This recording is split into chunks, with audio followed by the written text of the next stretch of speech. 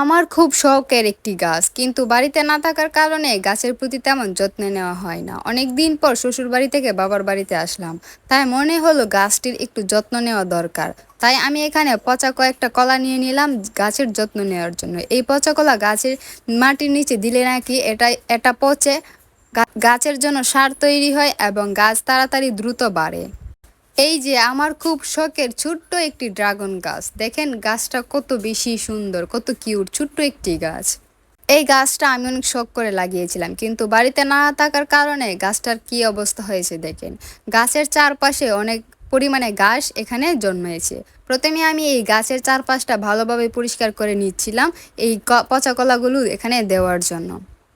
চারপাশটা আমি সুন্দর করে পরিষ্কার করে নিচ্ছি। এই ছোট ছোট গাছগুলো আমি হাতের সাহায্যে উঠিয়ে নিচ্ছি, আর এই বড় গাছটা এখানে যেন উঠতেই চাচ্ছে না, তাই আমি এখানে এটা দাও দিয়ে ওঠার চেষ্টা করছিলাম।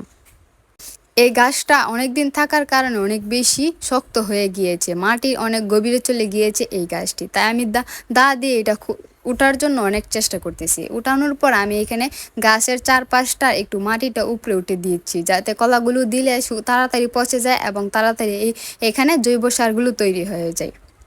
তারপর এই যে এখানে কলাগুলো আমি ছোটো ছোটো করে কেটে নিব। সবগুলো কলা আমি এখানে ছোটো ছোটো করে কেটে নিব সুন্দরভাবে। এক এক করে আমি এখানে সবগুলো কলা কেটে নিব। এই তো আমার কলাগুলো কাটা হয়ে গিয়েছে, আমি এখন এগুলো গাছের গোড়ায় দিয়ে দিব সুন্দরভাবে। এই যে আমার সুন্দর গাছটি, আমি এখানে এক এক করে সবগুলো কলা কেটে রাখা সবগুলো কলা আমি এখানে দিয়ে দেব সুন্দরভাবে। সব জায়গায় ছড়িয়ে ছিটিয়ে দিব এই কলাগুলো, যাতে সব জায়গায় এটা মিশে যায় এবং তাড়াতাড়ি সার তৈরি হয় এবং গাছটা দ্রুত বেড়ে যায়। কলাগুলো দেওয়ার পর আমি এখানে কিছুটা পরিমাণ পানি দিয়ে দিয়েছি। অনেক দিন পর এখানে পানি দেওয়া হচ্ছে। এখানে তেমন পানিও দেওয়া হয় না আমি না থাকার কারণে। এখানে পানি দিয়ে দিচ্ছি। এই তো আমার গাছের যত্ন নেওয়া শেষ। আর এই দেখেন বিকালের ভিউটা কত বেশি সুন্দর। আজকের ভিডিওটি এই পর্যন্তই। যদি ভিডিওটি ভালো লাগে অবশ্যই লাইক, কমেন্ট, শেয়ার করে পাশে থাকবেন। ধন্যবাদ সবাইকে। আল্লাহ হাফেজ।